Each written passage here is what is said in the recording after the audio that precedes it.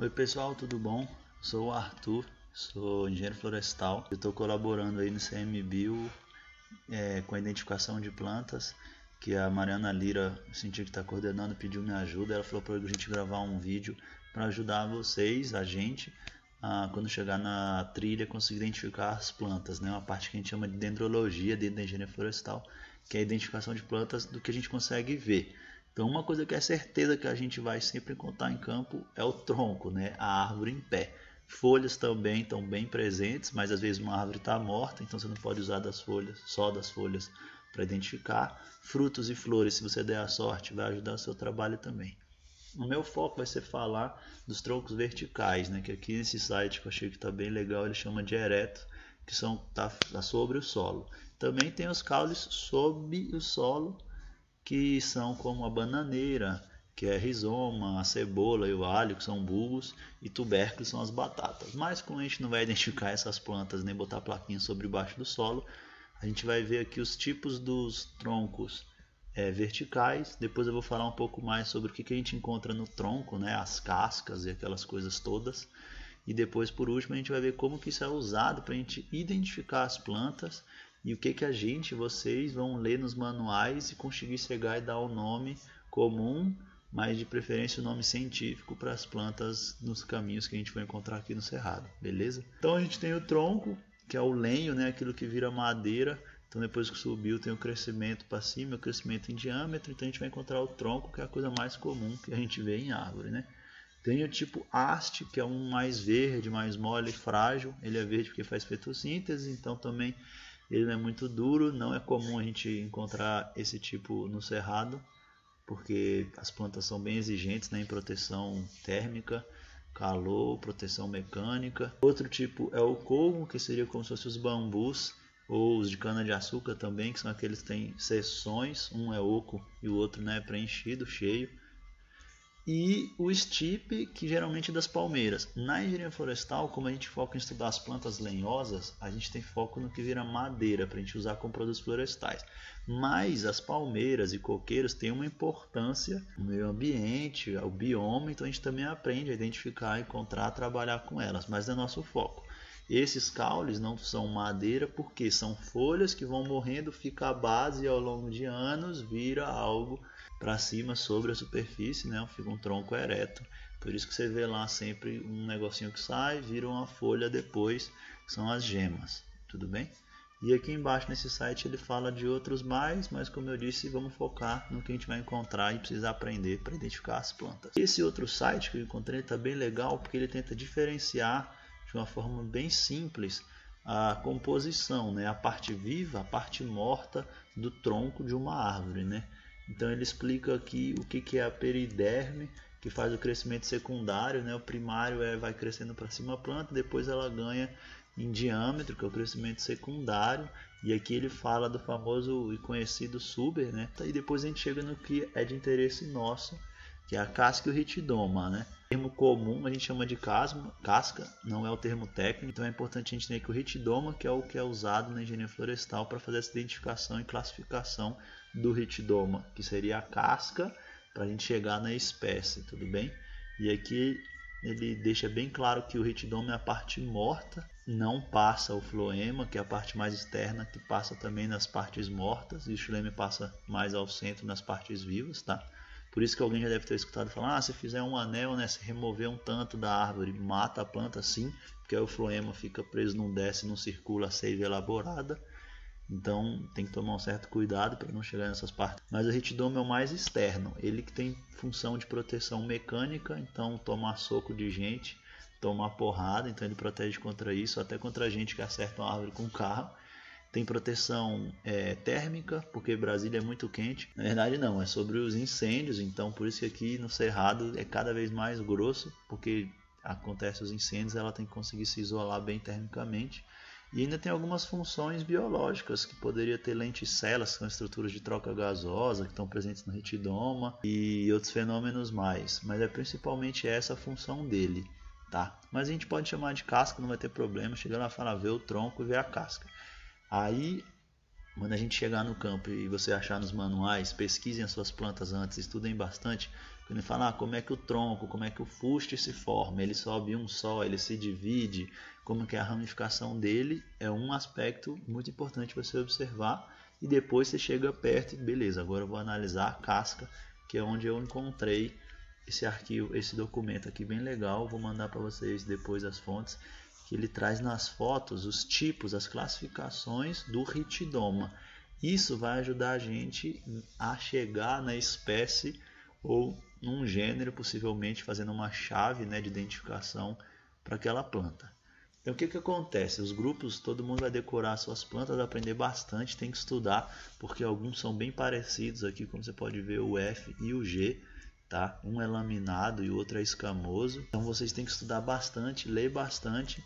E junto com as folhas, que vai estar no outro vídeo, vocês podem encontrar online, você vai conseguir, nesse conjunto, trabalhar para chegar na conclusão, ok, que árvore é essa, no caso a sua, e eu estou certo, e você pode identificar, tudo bem? Então ele diz que a classificação do Ritidoma pode ser como liso, pode ser como rugoso, sujo e áspero, placas lenhosas, depressões, laminado, escamoso, reticulado, fissurado, estriado, lenticelado, que é aquelas pequenas bolinhas que eu falei que são estruturas, principalmente trocas gasosas, com acúlios e espinhos. Mas acima ele também fala sobre como o caule é o formato dele, se ele é cilíndrico, se ele é acanelado, tem umas depressões que você pega, ou se ele é fenestrado, que eu entendo que é mais uma coisa vazada, mais profunda, tá bem? E aqui em cima também ele fala que o tronco, né, o fuste, ele pode ter adaptações, algumas coisas como sapopemas, você já deve ter visto na base de algumas árvores, principalmente na Amazônia e Mata Atlântica tem essas projeções laterais grandes, raízes adventícias.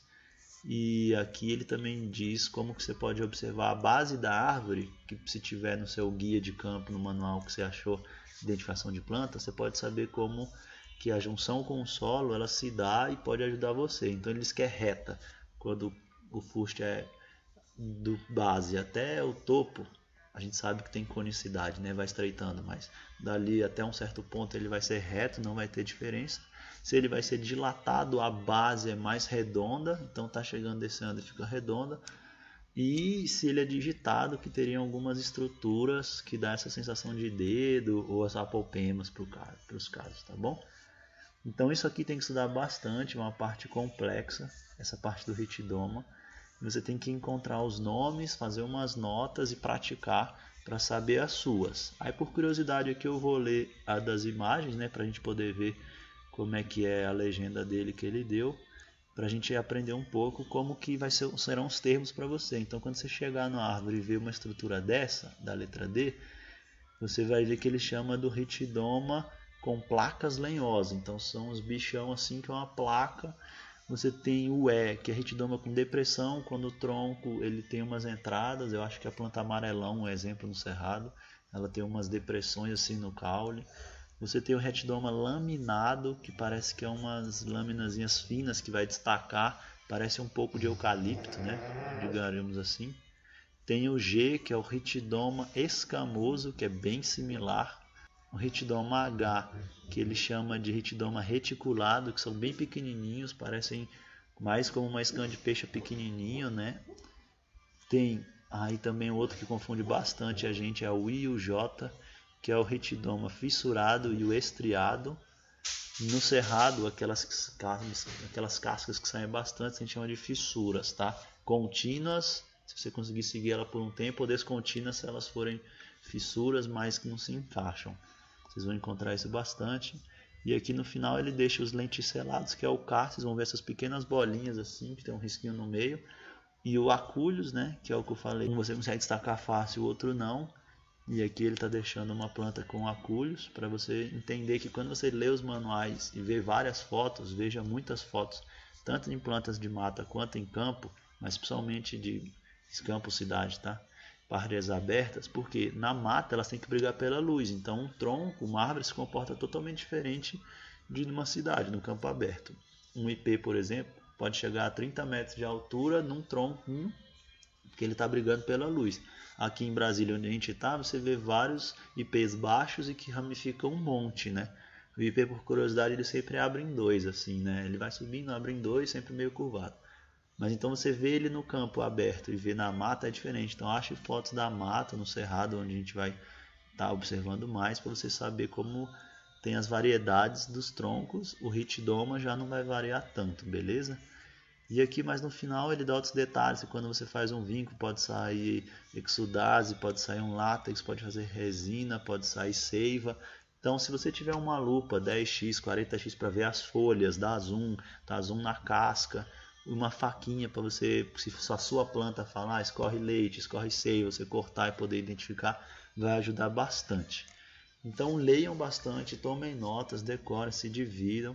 E somado às folhas, que também é importante saber, a gente vai conseguir identificar essas plantas pelo cerrado.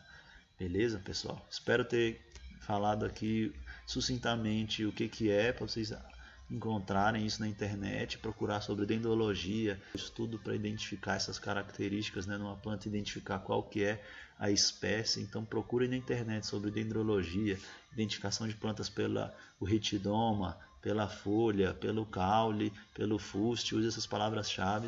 Eu encontrei esse canal aqui no YouTube antes de eu gravar esse vídeo, que eu achei interessante. O cara mostra na prática aqui do Brasil, o bioma, como que é a identificação no campo. Ó, eu estou vendo a folha é isso, somado ao caule é isso. Lembrando que às vezes você não vai conseguir coletar a folha, né? Então é bem interessante esse canal, acho que dá uma ajuda. E pesquisem, leiam bastante, é a parte mais importante, porque é um jogo da memória, né? Você decora o nome da planta e esquece o nome de um amigo. Já diria o Manuel Cláudio, um grande professor de engenharia florestal. Ou você vai saber o nome das plantas, ou você vai saber o nome de gente. Eu mesmo já não sei o nome de nenhum dos dois. Mas é isso, pessoal. Obrigado pela atenção. Espero que tenha ficado bom o vídeo. E leiam bastante, vejam a parte de folhas, procurem um pouco na internet, bora identificar essas plantas aí para o CPC.